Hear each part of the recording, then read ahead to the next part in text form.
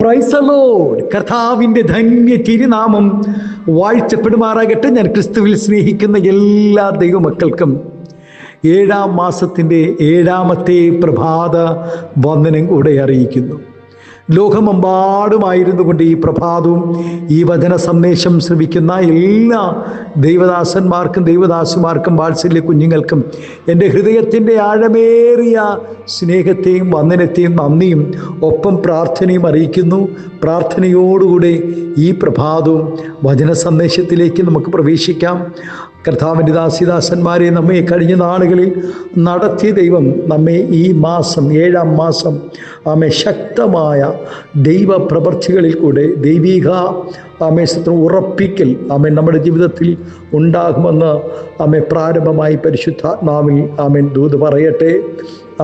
ഈ സ്തോത്രം ഈ പ്രഭാതം 125-ാം സങ്കീർത്തനത്തിൽ സങ്കീർത്തനക്കാരൻ പാടുന്നു, യഹോവയിൽ ആശ്രയിക്കുന്നവൻ കുലുങ്ങിപ്പോകാതെ എന്നേക്കും നിൽക്കുന്ന സിയോൻ പർവ്വതം പോലെയാകുന്നു. ഈ ലോക ജീവിതം എന്നും ശാന്തമായും സമാധാനമായും തന്നെ മുന്നോട്ട് പോകുമെന്ന് ആർക്കും കരുതുവാൻ കഴിയുകയില്ല. നാം ഒരിക്കലും വിചാരിക്കാത്ത സംഭവങ്ങൾ നമ്മുടെ ജീവിതത്തിൽ കടന്നു വരാം. കോളിളക്കങ്ങളും കൊടുങ്കാറ്റുകളും പർവ്വതം ജീവിത പടകിൽ ആഞ്ഞടിക്കുമ്പോൾ സ്തോത്രം, ഇങ്ങനെയുള്ള സന്ദർഭങ്ങളിൽ സഹായത്തിനായി നാം പലരെയും ആശ്രയിക്കും. എന്നാൽ നാം ആശ്രയിക്കുന്നവർക്ക് നമ്മെ സഹായിക്കാൻ കഴിയാതെ വരുമ്പോൾ അനേകരും തളർന്നു പോകാറുണ്ട്. രക്ഷ പ്രാപിപ്പാൻ മറ്റൊരു വഴിയുമില്ലല്ലോ എന്നോർത്ത് നിരാശയുടെ ആഴത്തിൽ അനേകരും ചെന്ന് പതിക്കുന്നു. ഇങ്ങനെയുള്ള സന്ദർഭങ്ങളിൽ മനോനില തകർന്ന് പലതും പ്രവർത്തിക്കുന്നു. ചിലർ അക്രമാസക്തരായി തീരുന്നു. ചിലർ ഇനി ജീവിതം മതിയെന്ന് ചിന്തിച്ച് ആത്മഹത്യ ചെയ്യുന്നു. ഈ പറഞ്ഞതെല്ലാം ഒരു സാധാരണ മനുഷ്യനിൽ സംഭവിക്കുന്ന കാര്യങ്ങളാണ്. എന്നാൽ ദൈവത്തിൽ ആശ്രയിക്കുന്ന ഒരു ദൈവഭക്തൻ ജീവിതത്തിൽ എന്തെല്ലാം സംഭവിച്ചാലും അവൻ്റെ മനോനില തകരുകയോ ആത്മഹത്യ ചെയ്ത് ജീവിതം അവസാനിപ്പിക്കുകയോ ചെയ്യുന്നില്ല. കാരണം അവൻ ആശ്രയിക്കുന്ന ദൈവം ആരാണെന്നും ആ ദൈവം തനിക്ക് വേണ്ടി എന്തെല്ലാം ചെയ്യുമെന്നുള്ള ഉത്തമ ബോധ്യം അവനുണ്ടായിരിക്കും. ആമേൻ. യഹോവയിൽ ആശ്രയിക്കുന്നവൻ കുലുങ്ങാതെ എന്നേക്കും നിൽക്കുന്ന ഉറപ്പുള്ള സിയോൻ പർവ്വതം പോലെയാകുന്നു. ആമേൻ. ആ ഉറപ്പ് ഒരു ദൈവവൈദ്യന്റെ ജീവിതത്തിൽ ഉണ്ടാകും. വിശുദ്ധ വേദപുസ്തകത്തിൽ അനേക പർവ്വതങ്ങൾ ഉണ്ടെങ്കിലും നാം ആദ്യം കാണുന്ന പർവ്വതം അരരാത്ത് പർവ്വതമാണ്. വിശുദ്ധ വേദപുസ്തകത്തിൽ ഉൽപ്പത്തി പുസ്തകം 8-ാം അധ്യായത്തിലാണ് ഈ പർവ്വതത്തെ നമുക്ക് കാണുവാൻ കഴിയുന്നത്. ദൈവകൽപ്പന അനുസരിച്ച നോഹയും കുടുംബത്തെയും തന്നോടുകൂടെ പെട്ടകത്തിൽ കയറിയ എല്ലാ ജീവികളെയും 150 ദിവസത്തോളം പെട്ടകത്തിൽ ഇരുത്തി വെള്ളത്തിൽ ഒഴുകി നടക്കുവാനിടയായി. വെള്ളത്തിൽ ഒഴുകി നടന്ന പെട്ടകം നോഹയെയും കുടുംബത്തെയും തന്നോടുകൂടെ ഉണ്ടായിരുന്ന സകല ജീവികളെയും ദൈവം ഓർക്കുവാനിടയായി. ദൈവം ഓർത്ത തൻ്റെ ഭക്തനെയും കുടുംബത്തെയും പെട്ടകത്തിൽ അരരാത്ത് പർവ്വതത്തിൽ ഉറപ്പിച്ചു. പെട്ടകം ആടി ഉലയുമ്പോഴും ഒഴുകാൻ തുടങ്ങിയപ്പോഴും കണ്ടു നിന്നവർ എല്ലാവരും പറഞ്ഞു, ഇനി ഈ പെട്ടകം ഒരിക്കലും ഉറക്കത്തില്ല, എവിടെയോ ഒഴുകി ഒഴുകി തകരുവാൻ പോകുന്നു എന്ന് നോക്കി നിന്നവർ എല്ലാവരും കണ്ടു പരിഹസിച്ചു. എന്നാൽ ദിവസങ്ങളും ആഴ്ചകളും കഴിഞ്ഞപ്പോൾ ഈ പറഞ്ഞവരും പരിഹസിച്ചവരും ആർത്തു ചിരിച്ചവരും പെട്ടകത്തിന് ചുറ്റും വാഴപ്പിണ്ടി പോലെ ചത്തു ഒഴുകാൻ തുടങ്ങി. എന്നാൽ ദൈവം കൽപ്പിച്ച കൽപ്പന അങ്ങനെ ചെയ്ത നോഹയും കുടുംബത്തെയും ദൈവം അരരാത്ത് പർവ്വതത്തിൽ ഉറപ്പിക്കുവാനിടയായി. ആമേൻ. ഹല്ലേലൂയ. 7-ാം മാസം 17-ാം തീയതി പെട്ടകം അരരാത്ത് പർവ്വതത്തിൽ ഉറച്ചു. യഹൂദന്മാരെ സംബന്ധിച്ചിടത്തോളം 7 ഒരു പൂർണ്ണ സംഖ്യയാണ്. 7 അവരുടെ ജീവിതത്തിൽ ഒത്തിരി പ്രാധാന്യത്തെ കാണിക്കുന്നു. ഒടുവിൽ ക്രിസ്തു യോഹന്നാൻ കണ്ടത് 7 പൊൻവിളക്കിൻ നടുവിലാണ്. ഒടുവിലായി വെളിപ്പാട് കൈമാറിയതും 7 സഭകൾക്കാണ്. ഇവിടെ പെട്ടകം ഉറപ്പിച്ചതും 7-ാം മാസത്തിലായിരുന്നു.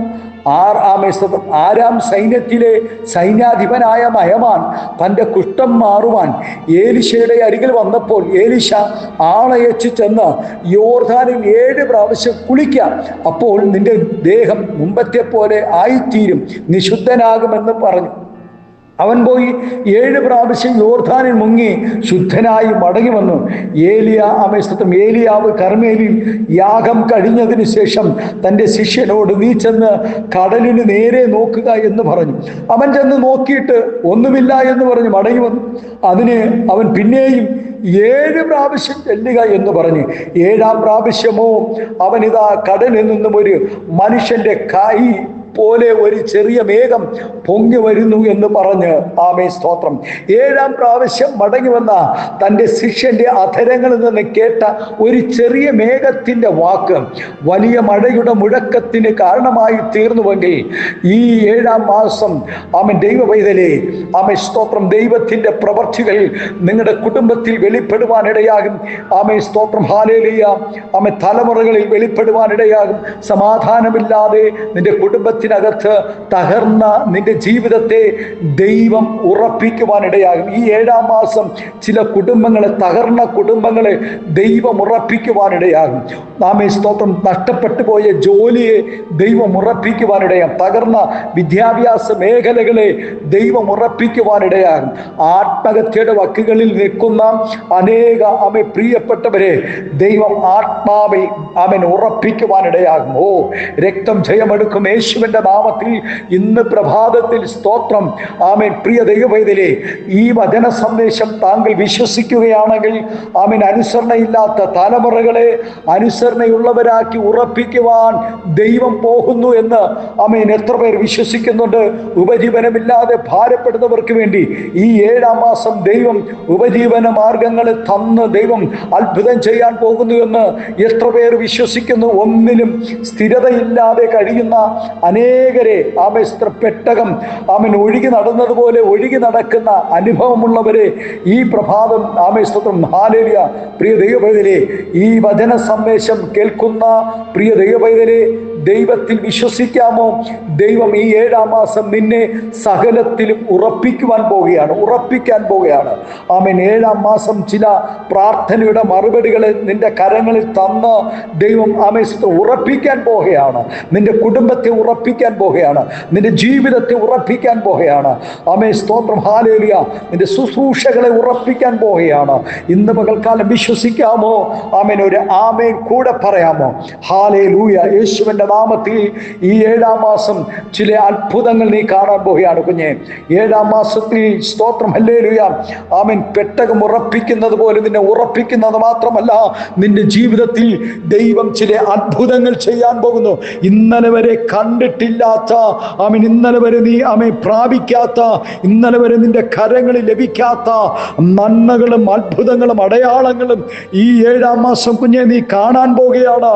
ദൈവത്തിൽ നിനക്ക് വിശ്വാസമുണ്ടെങ്കിൽ ഇന്ന് പകൽ സ്തോത്രം, ഹല്ലേലൂയ, ഈ വചന സന്ദേശത്തിന്റെ ശബ്ദം നിന്റെ കാതുകളിൽ എത്തുമ്പോൾ ആമേൻ ആമേൻ പറയണം. വിശ്വസിക്കുന്നു എന്ന് പറഞ്ഞാൽ ആമേൻ നിശ്ചയമായും നിന്റെ ജീവിതത്തിനകത്തും ഒരു വലിയ ദൈവപ്രവൃത്തി ദൈവം വെളിപ്പെടുത്തും. ആമേൻ നിന്നെ ഉറപ്പിക്കുവാനിടയാണ്.